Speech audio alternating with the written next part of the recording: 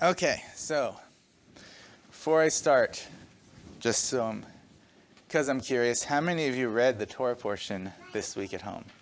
A few of you, okay. So it was Deuteronomy 3:23 through 7:11. It's pretty long. I'm going to go ahead and open with a story. The great Talmudic sage Hillel was born in Babylon, the 1st century BCE. This is the same Hillel that was the grandfather of Gamaliel, the one who taught Paul. Just so you know, time scale here. As a young man, he came to Jerusalem to study the Torah at the feet of the sages in Jerusalem. He was initially very poor, but he became a famous Torah scholar and eventually the Nasi, the prince of the Sanhedrin. He led the Sanhedrin in his time. He's often mentioned together with his colleague Shammai, with whom he often disagreed in the interpretation of Torah law. Shammai often followed the stricter interpretation, and Hillel tended toward a more lenient understanding of the law. In the great majority of cases, Hillel's opinion prevailed. Hillel encouraged his disciples to follow the example of Aaron the high priest, to love peace and pursue peace, love all of God's creations, and bring them close to the Torah. Hillel was a very humble and patient man, and there are many stories about this. One of the most famous stories tells about a Gentile who wanted to convert to Judaism. This happened not infrequently, but this individual stated he would accept Judaism only if a rabbi would teach him the entire Torah while he stood on one foot. First, he went to Shammai, who, insulted by this ridiculous request, threw him out. The man did not give up and went to Hillel. Hillel accepted the challenge, stood on one foot, and said, "Love the Lord your God with all your heart, soul, strength, and whatever is hateful to you, do not do to your neighbor." That's the whole Torah. The rest of it's explanation. Go and study.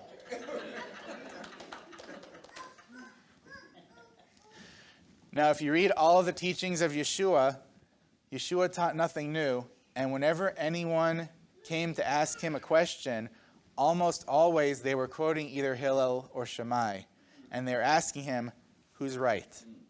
So Yeshua didn't make stuff up. People were saying, here are the two opinions of the time, who's right? And Yeshua would tell them who is right. It wasn't specifically stated that way because, of course, most of the New Testament was written towards people who were Jews and already knew about Hillel and Shammai because they were only about 100 years beforehand. Nowadays, of course, unless you know that, you think that he's making up all his rules, but he's just saying who was right between the two interpretations.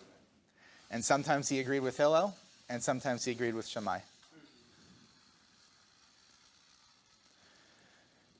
So we are now, with that context, we are now in Devarim, Deuteronomy. So, does anyone remember where it takes place? Right, they're right across the Jordan. And in fact, if you recognized or have your own Bible that has location footnotes, in today's Brit Hadashah portion of Matthew, all three of the verses that Yeshua quoted are from Deuteronomy. The one that Hasatan quoted half of verse 2 was from Psalms, but it wasn't the whole context. But Yeshua always responded with Deuteronomy. So at the beginning, the part I read earlier, Moses asked, and God said no. So let's refresh our memories first on what Moses did, why God said he can't go into the promised land. That's all the way back in Numbers chapter 20, verse 7. If you have it, you can turn to it, but I'm going to go ahead and read it. Adonai spoke to Moses, saying, "Take the staff and gather the assembly, you and your brother Aaron. Speak to the rock before their eyes, and it will give out its water. You will bring out water from the rock, and you will give the community something to drink, along with their livestock." So Moses took the staff from before the presence of Adonai, just as he had commanded him. Moses and Aaron gathered the assembly in front of the rock. He He said, "Listen now, you rebels. Must we bring you water from this rock?" Then Moses raised his arm and struck the rock with the staff twice. Water gushed out, and the community and its livestock drank. But Adonai said to Moses and Aaron, "Because you did not trust in me to esteem me as holy in the eyes of the children of Israel, therefore you will not bring this assembly into the land I have given them."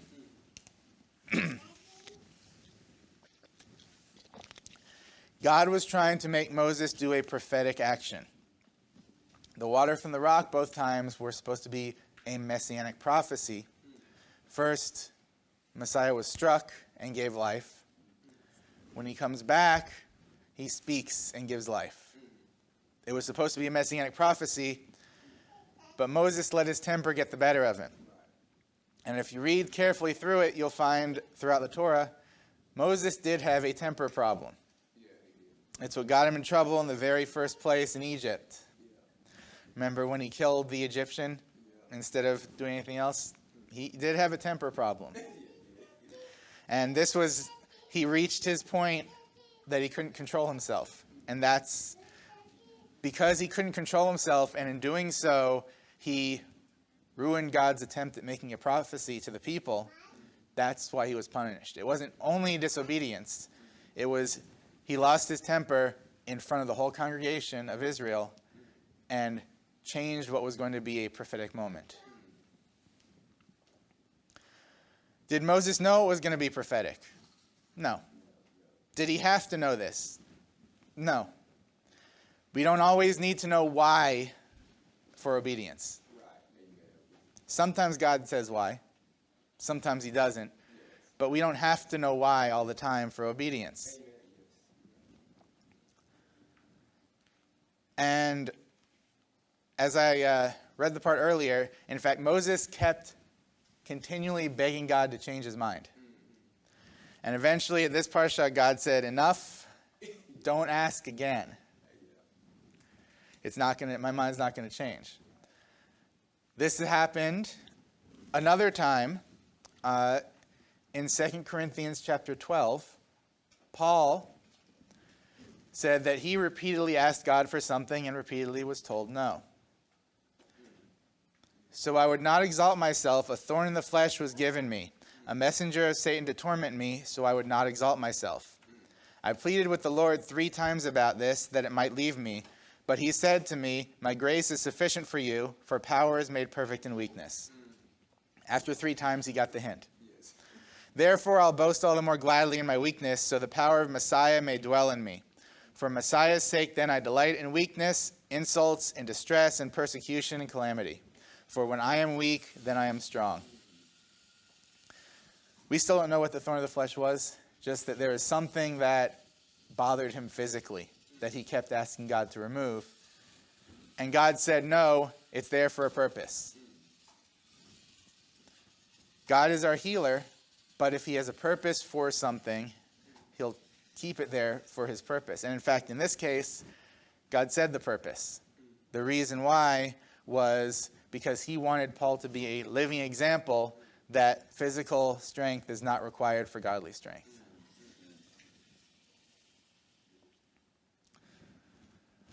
The portion goes on in Deuteronomy 4.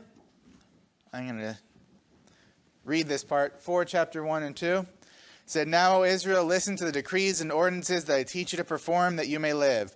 You will come and possess the land that the Lord, the God of your forefathers, gives you. You shall not add to the word I command you, nor shall you subtract from it, to observe the commandments of the Lord your God that I command you." It's very clear. Do not add to it and do not subtract from it. Lots of people like to leave off the parts that are inconvenient, and lots of people like to make up their own rules. And both of those are wrong. This is not just a Christian thing, it's a Jewish thing also. Just speaking as someone who knows a lot of the Jewish traditions, Jewish rabbis loved adding rules. In fact, some of them, they loved adding rules and then saying, "God said this." That goes against the Torah. It's different if they say, "Here's something I said as a suggestion," but when they say, "Here is a rule that God said," when God didn't say it, That goes against the Torah. In did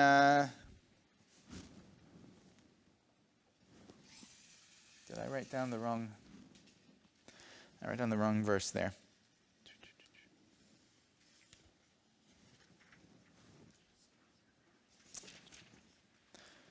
One moment.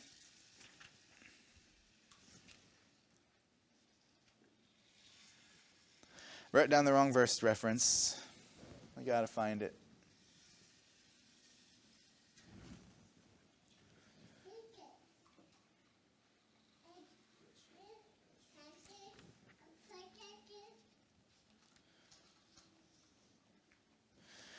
There it is. I left out the 0. Verse 20. It's like, why am I going to 2 again? Said, the Lord has taken you, withdrawn you from the iron crucible from Egypt to be a nation of heritage for him to this very day. The word there is, in Hebrew, is kur ha-barzel. Kur ha-barzel. This is the iron furnace or the iron crucible that God refers to the Egyptian exile. We might wonder why Torah describes Egypt with this particular phrase, when similar words could have the same idea. For example, in Malachi 3:19, says, behold, a day is coming burning like an oven. The word oven could be an equally fitting description of Israel, but it's a different word than the one used here. This one specifically uses the imagery of a crucible or a furnace. Well, a furnace, a kur, a crucible, is a vessel where gold is purified. Not only is it a place that is hot, it's a place where impure gold is made pure. If you've ever looked into the process of smelting gold or other precious minerals, gold doesn't just come out usually in chunks of solid gold. It comes out mixed in with a bunch of other rocks. You have to put it in this crucible or this furnace to melt it out, leave the rock behind, melt the gold there, so you have pure gold. Before that, it's impure gold and it's almost worthless because it's got rock in there. Now, an oven, tanur, is an everyday item. It's used for cooking food and preparing food. Furnace is specifically for refining things. So one of the reasons that God sent us into the Egyptian exile was to refine the Jewish people into pure gold. Because even though when Jacob and his sons went down, they had God, we can see at the beginning of Exodus, they didn't really know God. So during those years, they lost God. It's quite possible that they had mixed in some of the cultures in Egypt. They had taken that because they were there for a long time. They could have absorbed some of the cultures of other nations that were there, but they were not pure. So they needed this time to be a crucible to purify them. That's also why when God did the plagues were not to punish the Egyptians. The plagues were to punish the Egyptian gods. They were there to show everybody, the Egyptians and the children of Israel, that God was the only God and the so-called gods of Egypt were powerless. That was the major point of the plagues, because if you look into the plagues, all of them targeted Egyptian deities. All 10 of them. Egyptians worshipped everything. They worshipped the Nile. They had a god who was a frog. They had several gods who were cattle. They worshipped the sky. They worshipped the sun. They worshipped the weather. They worshipped the Pharaoh and the Pharaoh's firstborn son. And other things. They also had gods of health and gods of crops and everything else. So they had gods for everything, and the point of the plagues was to show that the Egyptian gods were powerless. The children of Israel needed to see that because they needed to know that God was God. So God sent the Jewish people through the hottest of furnaces because he knew how valuable they would become after emerging. If you just have ordinary rocks, no one will bother to refine ordinary rock. You don't refine something in a furnace unless there's something of value there to make more precious. And God knew that through this process he would achieve extraordinary levels. Everybody knows that through adversity, greatness emerges. Following that, in Deuteronomy chapter 5, we have a retelling of the Ten Commandments. I'm going to skip over a little bit. I'm skipping over the cities of refuge. That's a whole separate story. But Moses said, "Hear, O Israel, the decrees and ordinances that I speak in your ears today. Learn them, be careful to perform them. The Lord our God sealed a covenant with us at Horeb. Not with our forefathers did he seal this covenant, but with us, who are here, all of us alive today. Face to face did the Lord speak with you on the mountain from amid the fire. I was standing between the Lord and you at that time to relate the word of the Lord to you, for you were afraid of the fire and did not ascend to the mountain." Now remember, this was 40 years previous. At this time, aside from Moses, Joshua, and Caleb, no one who was at the giving of the commandments at Sinai was over 20 at the time. Everyone the age of 20 and up, except for Joshua, Caleb, and Moses, had died in the wilderness. Caleb at this time is 80.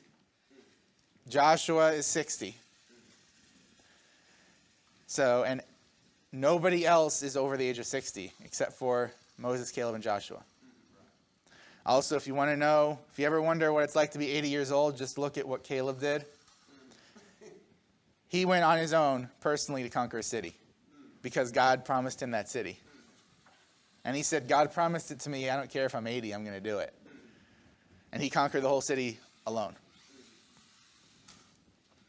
He didn't call for help until it was for all the surrounding cities. So if you ever think you're too old to get what God promised you, Caleb was 80. And of course, Moses was older than that. So, the first commandment. I am the Lord your God who has taken you out of the land of Egypt from the house of slavery. In a lot of Christian thoughts, that's not the first commandment, that's the introduction. In Jewish thought, that's the first commandment. I'm God, I'm your God, I'm the one that brought you out of Egypt. Did I make my note there? No, I didn't copy that note, but I did find while I was studying some things, they have uncovered some contracts from 3,000 years ago. And these contracts are written according to a certain pattern. Every single contract from that area of the world starts by first saying who is giving the contract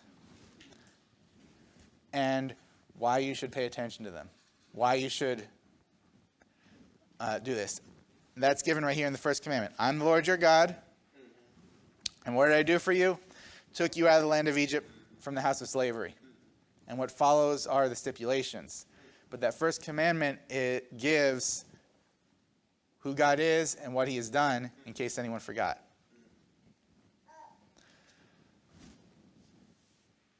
You shall not recognize the gods of others in my presence. You shall have no other gods before me, depending on the translation you use. The word before is one of those words that's a little bit vague in English because it has two words. Some people think that when they say, you shall have no other gods before me, it means you can have God and then other gods after him. The Hebrew here is not ordinal. There's no order of things before. The literal Hebrew says, you shall have no other gods before my face or in my presence. To which I've actually had someone say, so we can have other gods if we hide them from God. Well, I've actually had someone say that to me once. Well, here's the thing. We shall have no other gods in my presence. Where is God's presence? Everywhere. God's presence is everywhere. No other gods in his presence. So there's nowhere to hide another god because his presence is everywhere. So what he's saying is no other gods besides me. The name of the other gods if you want to, and they will still be. If this be invalid, it will be no good. Yeah. You have to remember that even when it was first given, they were just out of Egypt, the first time it was given. And they were exposed to all these other gods. And God needed to make sure, not only am I the only God allowed, you can't have side gods to do other stuff. So God wanted to make sure that they understood that. I'm the only one. Then he went on to say, you shall not make yourself a carved image of any likeness which is in the heavens above or the earth below or the water beneath the earth, to prostrate yourself to them or worship them. For I am the Lord your God, a jealous God, who visits the sin of the fathers on the children to the third and fourth generation for my enemies, but who shows kindness for thousands of generations for those who love me and observe my commandments. Okay, so we have an event where, in fact, right after this was given, or right around this is given, they made a carved image. Right. This was back in Exodus chapter 32. And a lot of the times when you hear this story, it's told wrong. Because they made a golden calf to worship as an idol. But a lot of times when it's told, they leave out an important part. So let me read this. Now when the people saw Moses delayed coming down from the mountain, they gathered around Aaron and said to him, get up, make us gods who will go before us. As for this Moses, the man who brought us out of the land of Egypt, we don't know what's become of him. They couldn't wait 40 days, by the way. After 40 days, like, who's that Moses? I don't know what happened. We forgot about him already. So Aaron said to them, break off the golden rings in the ears of your wives, sons, and daughters, and bring them to me. So the people broke off the golden rings that were in their ears and brought them to Aaron. He received them from their hand and made a molten calf fashioned with a chiseling tool. Remember what Aaron said when Moses confronted him about it. Aaron said, I threw it in the fire and this calf walked out. That is the most 4-year-old response I've ever heard. Who made this mess? I don't know, it just happened. You can just imagine the look that Moses gave Aaron when he gave that excuse. He's like, really? But it said Aaron melted it down and fashioned it with a chisel. Then they said, this is your God that brought you out of the land of Egypt.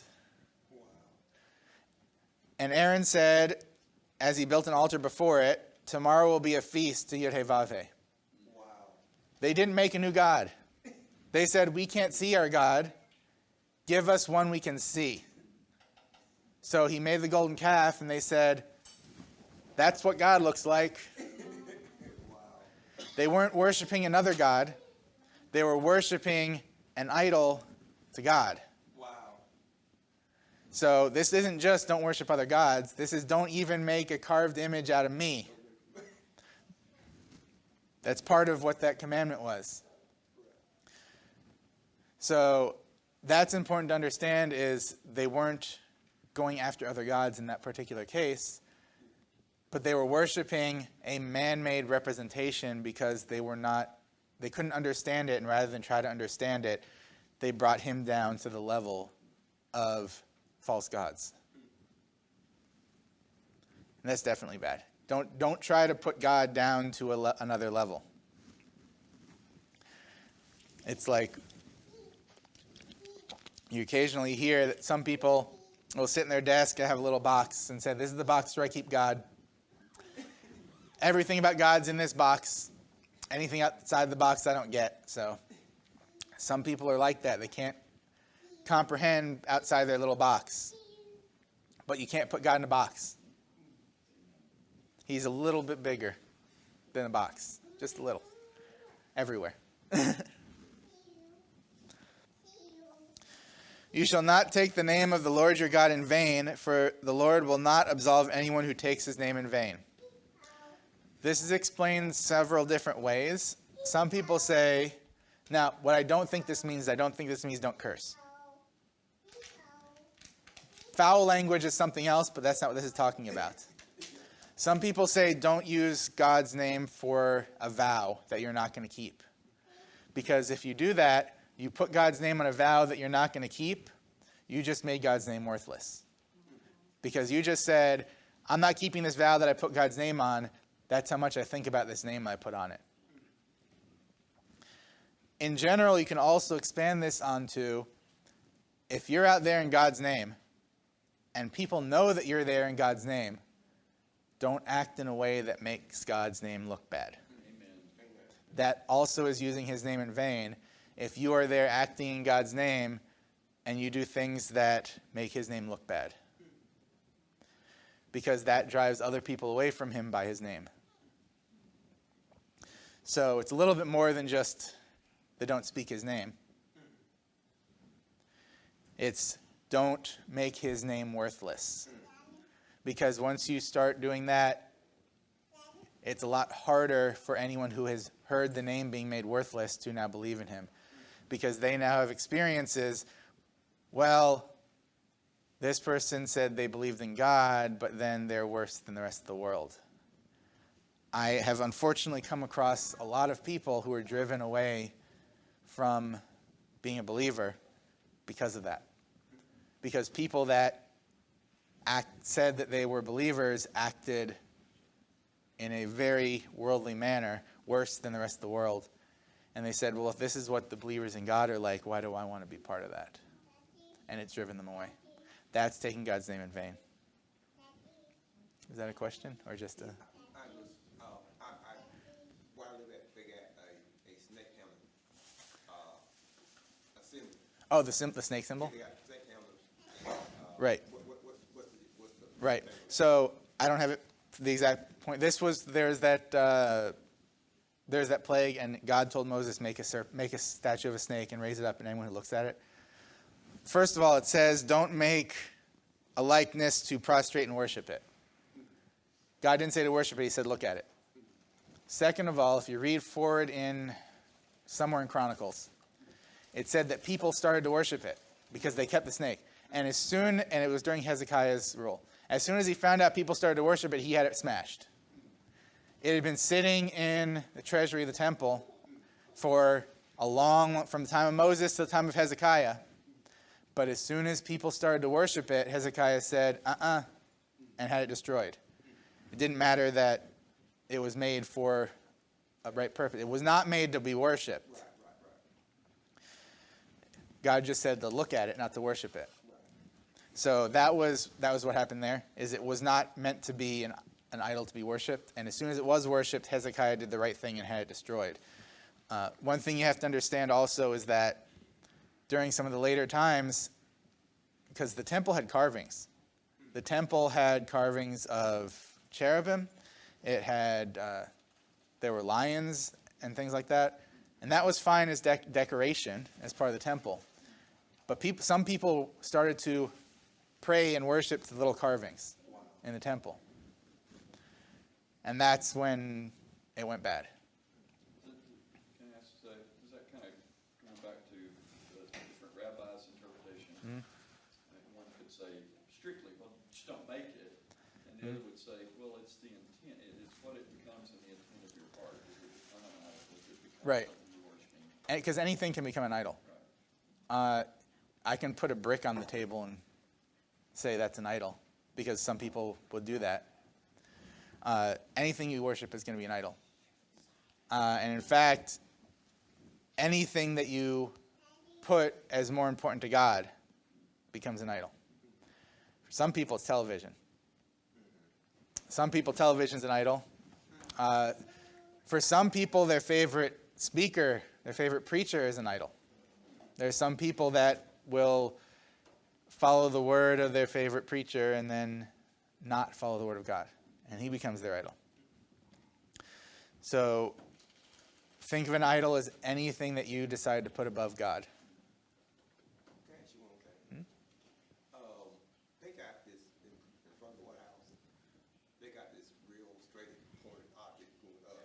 The Washington Monument. Yeah, is that the same thing as an obelisk? It's an obelisk. Okay. Yep. It's an obelisk. It was modeled after, not Greek. It was modeled after idols, basically, in the Middle East. So the Washington Monument is not have the best origins. That's a little bit different, but unless people worship it. Once people worship it, then it becomes an idol. Nimrod, I think, was something else. Okay. Yeah, a lot of things originate from Babylonian mythology. Let's see. Talks about the Sabbath. I'm not going to go into that now. Honor your father and mother. It says, honor your father and mother as the Lord your God commanded you, so your days will be lengthened, and it will be good for you upon the land that the Lord your God gives to you. Then we have the short ones. Depending on your translation, if it says, you shall not kill, that's kind of not the best translation because it's, you shall not murder. There's a difference. Especially because Moses had just, last chapter, talked about the cities of refuge for accidentally killing somebody. Murdering it's the same as with the legal system in the United States. Murdering is intent. Killing could be with warfare or an accident. But murdering means I hate this person and I intend to harm them. That's why when Yeshua said, if you even hate them in your heart, it's the same. Because that's the first step to a murder, is hating them in your heart. You shall not commit adultery, you shall not steal, you shall not bear false witness against your fellow. It's not just don't lie. That's specifically don't bear false witness against others. All of those commandments are things that can hurt others. Bearing false witness can lead to someone dying. Because remember, it only takes 2 or 3 witnesses in a court of law for someone to be found guilty. So if 2 people decide to bear false witness, that can be enough to convict somebody in the court there. Shall not covet your fellow's wife. Do not desire your fellow's house, his field, his slave, his maidservant, his ox, his donkey, or anything that belongs to him. So, brief word thing, because just last chapter God said he was a jealous God. Jealousy and covetousness are not the same thing. In proper English definition, it's blended a little bit now because most languages change over time. And I actually remember looking this up. And in English, officially, the word jealous covers all 3, jealousy, envy, and covetousness. But in general, when you're talking proper formal definition, jealous means it's mine, I don't want anyone else to have it. That's when God says he's a jealous God. He says, you're mine, no one else can have you. That's what he means when he says he's a jealous God. Envy means you have it, I want one of those also. Covetousness means you have it, I want that one and for you to not have it. So envy means I also want the same thing as you.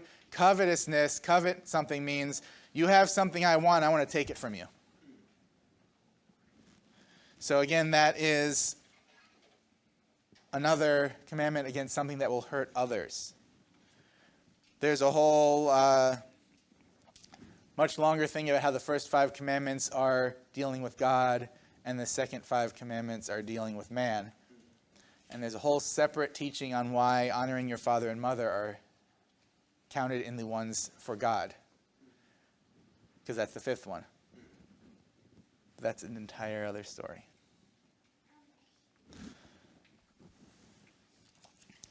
And of course, everyone heard them. So just imagine everyone at Sinai heard God say those out loud. And after they heard them, says, a great voice never to be repeated. After everyone heard them, it said, you said, behold, the Lord our God has shown us his glory and greatness, and we heard his voice from the midst of the fire. This day we saw the Lord will speak to a person and he can live, but why should we die when this great fire consumes us? If we continue to hear the voice of the Lord our God anymore, we will die. For is there any human that's heard the voice of the living God speaking from the midst of the fire and lived? So they heard God say those, and they were scared.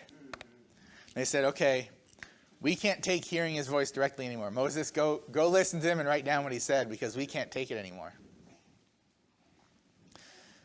I think it was God's intention, if the people were ready, to have, at that point, when he gave the Ten Commandments on Sinai, it was his intention to have, at that point, a face-to-face relationship with the entire nation. But they weren't ready. So he had that face-to-face relationship with Moses, and Moses wrote everything down and passed it on. God was hoping that people were ready, but they weren't, as they showed soon after with the golden calf issue.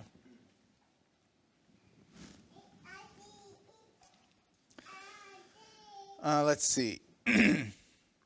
You shall be careful to act as the Lord your God commanded you. Do not stray to the right or the left. On the entire way that the Lord your God commanded you, you shall go, so that you shall live, and it will be good for you, and you shall prolong your life and your days in the land you shall possess. In other words, Moses is saying these rules aren't just rules. These are for your own good. These rules are so you can have a long life in a good land. Then, of course, soon after,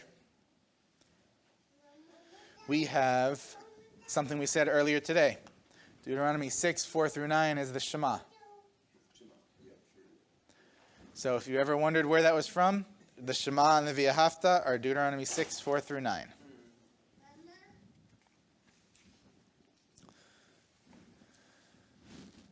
After that, Moses said, when you have what you've been promised, when you have this fruitful and fertile land, and you're prosperous, don't slide back. Don't say, well, we're prosperous now, we don't have to follow the rules anymore.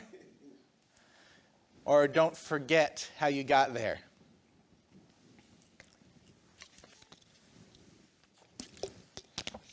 Because Moses knew they would. And God knew they would.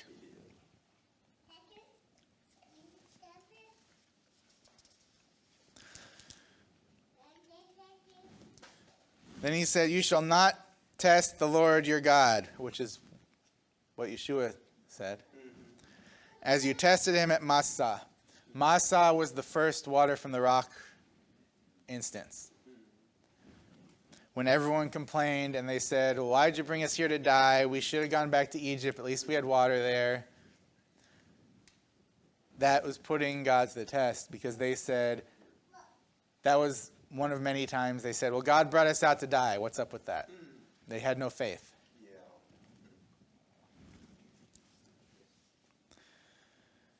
So Moses said, don't do that like you did before.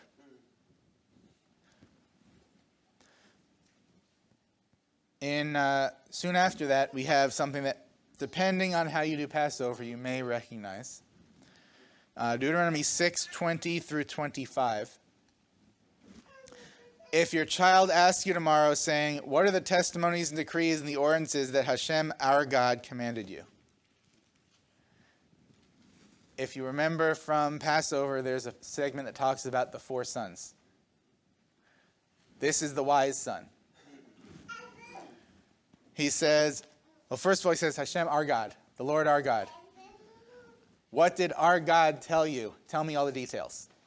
That's the wise son who says, he's my God too. He told you the details. Tell me the details. I want to know. That's the wise son. The wicked son is the one that excludes himself and says, well, I don't care what he told you.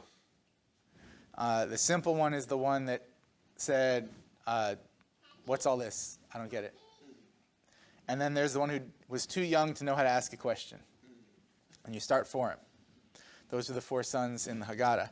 But it says what you shall say to the wise son. Say to your child, we were slaves to Pharaoh in Egypt, and the Lord took us out of Egypt with a strong hand. The Lord placed signs and wonders, great and harmful, against Egypt, against Pharaoh, and against his entire household before our eyes. And he took us out of there in order to bring us, to give us the land that he swore to our forefathers. The Lord commanded us to perform all these decrees, to fear the Lord our God for our good, all the days to give us life at this very day.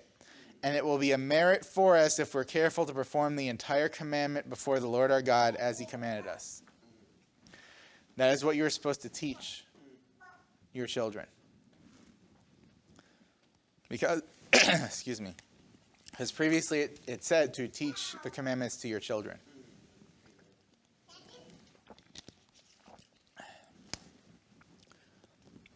Deuteronomy 7 goes on to say, don't intermarry, because it wasn't that long ago that, in fact, that was a few weeks ago, the incident with Balaam and Balak and the Midianites. And what happened there, if you remember, Balaam said, I can't curse them, you got to get them to curse themselves, and here's how you do it. And he told Balak, here's how you get them to curse themselves. Balak brought in the Midianites. The Midianites took their princesses. These were the daughters of the rulers. They sent over to fornicate with the Israelites. And that led to sin, which led to a plague that was stopped by Pinchas. So that's all in the last couple weeks. You can always look back in Numbers if you want to refresh on that. But God said, don't intermarry with these nations that worship idols, because God knew that they remembered what happens when they intermarry. And if you want to know the best example of what can happen to a wise and godly man who intermarries with idol worshippers, look at King Solomon. Solomon. The wisest man, but he married many daughters of idolaters. And he built them each their own house and their own little place to worship. And that was his downfall. So he didn't follow this part about do not intermarry. God went on to say, you are a holy people to the Lord your God. The Lord your God has chosen you to be for him a treasured people above all the peoples on the face of the earth. Going back again to the crucible, if we weren't a treasured people, we wouldn't have to be refined. Not because you're more numerous than the other peoples did the Lord desire you and choose you, for you are the least of all peoples. Rather, because of the Lord's love for you and because he observes the oath he swore to your forefathers, did he take you with a strong hand and redeem you from the house of slavery, from the hand of Pharaoh, king of Egypt. You must know the Lord your God. He is God, the faithful God, who safeguards the covenant and kindness for those who love him and for those who observe his commandments for 1,000 generations. He repays his enemies in his lifetime to make him perish. He shall not delay for his enemy. In his lifetime he shall repay them. You shall observe the commandment and the decrees and ordinances that I give you today to perform them. So there's a lot of blessings promised for those who obey. I believe that's also, you'll see in a couple weeks, I think, is also the blessings and the curses. You'll see more of that. I don't want to stretch into that too much. But I want to go ahead and, let's see if I can get this up. There was an interesting story I found related to obedience, and this story was entitled, Who's Gonna Know? I'm going to read this. This was written by somebody. There's a story in the Talmud about a rabbi who purchased a donkey from an Arab and found a large precious jewel in the saddlebag. Despite the objections of his students, he held fast to the Torah law of returning lost objects and brought the jewel back to the Arab, who effusively praised the rabbi for his integrity and honesty, and praised his God who commanded him to do so. Once the writer of this story was loading groceries in the car and realized they had a case of water they put on the lower rack of the shopping cart that had not been scanned and paid for. With them was a friend who needed a ride and suggested to keep the water, because who's going to know? Remembering the story of that rabbi and lost jewel, however, they returned to the supermarket, back to the same cashier who had checked them out and explained what happened, and waited. Waited for the heaps of praise that they and God, who instructed them to act with the utmost integrity and honesty, would get.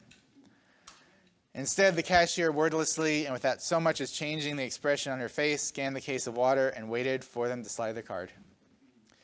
This was not the reaction I was hoping for, but I had to laugh at myself. Wow, you were expecting a Medal of Honor for not stealing? And this behavior made no impression on the cashier, who, after all, had nothing to gain by it. Was it noted in heaven above? So you have to think. Not only, first you have to think, okay, when you sin, who's going to know? Well, there's two people that are going to know no matter what. When you sin, no matter what, there's always two people that are going to know. You're going to know, and God's going to know.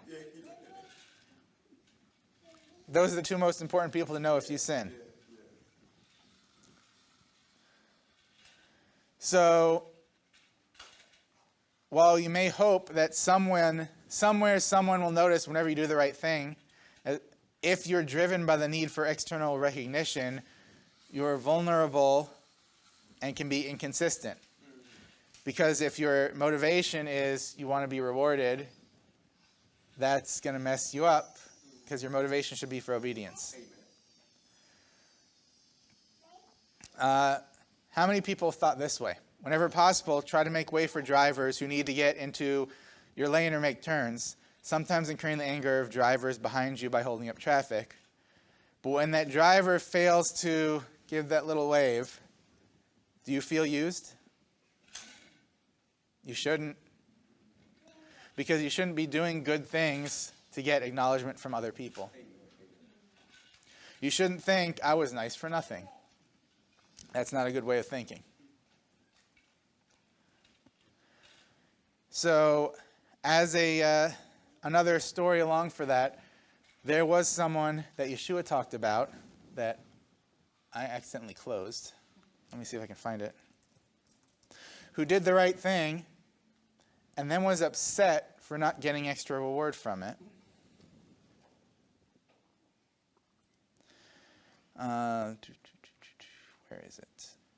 This was in Luke chapter 15, a story that we're all very familiar with, the prodigal son, and which has unfortunately become such a famous story that no one knows what the word prodigal means anymore.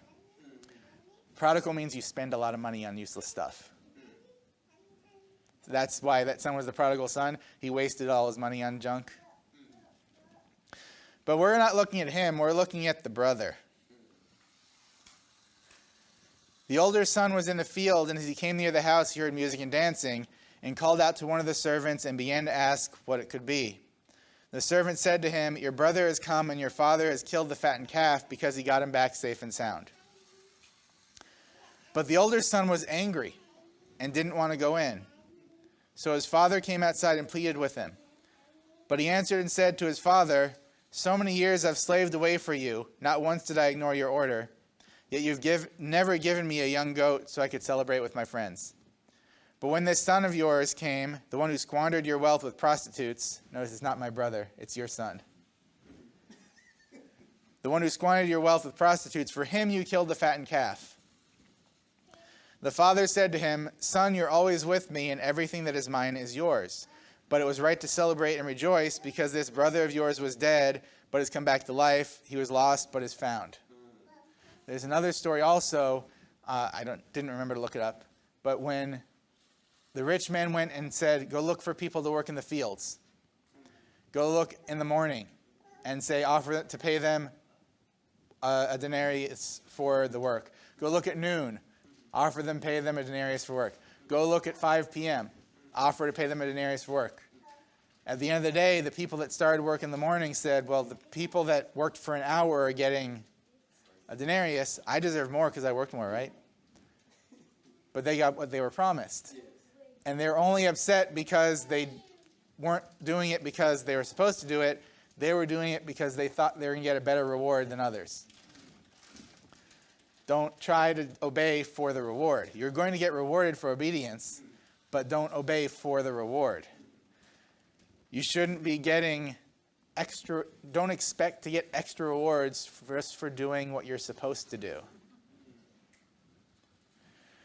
That is unfortunately what causes some people to fall away, is they say, well, I'm doing the right thing and I'm not getting anything for it. Well, you're not supposed to get anything for it. You're doing what you're supposed to do. You're not supposed to get extra for it. If you do get extra, great. God blesses people. If you don't get extra, don't expect more. And I think it's really important that we don't know what happened to the older son in this story. That older son is someone who was already obedient, but then saw a sinner come back and get rewarded. And he said, I'm angry because I didn't get rewarded for staying obedient. Don't compare your blessings to other people's blessings, because then you're going to be ungrateful for what you have. So I find it very important that Yeshua did not say what happened to the brother, because the brother was some of the people listening in the crowds. Because remember, he was speaking to Pharisees, I believe. He was speaking to Pharisees and teachers, who many of them followed the Torah strictly. And he was trying to tell them, don't expect extra rewards for doing what you're supposed to do. That's the baseline. What you're supposed to do is the baseline. So make sure that you don't expect something or don't do good for expectation of something. God is very clear what happens when you do good. He said you will live a long life and he will take care of you. Anything more than that is extra blessing, which God loves to give extra blessing. But don't do it with the expectation of blessing. We should do it because we love God. And again, whenever we fall back on, this is a lot to remember, isn't it? Remember what Rabbi Hillel said. Love the Lord your God with all your heart, your soul, and your strength. Love your neighbor as yourself. He specifically said, if you hate something, don't do it to your neighbor. Love your neighbor as yourself. Everything else is just explanation. And that's what's most important. Love God, love each other. Everything else will come. Amen and Shabbat Shalom.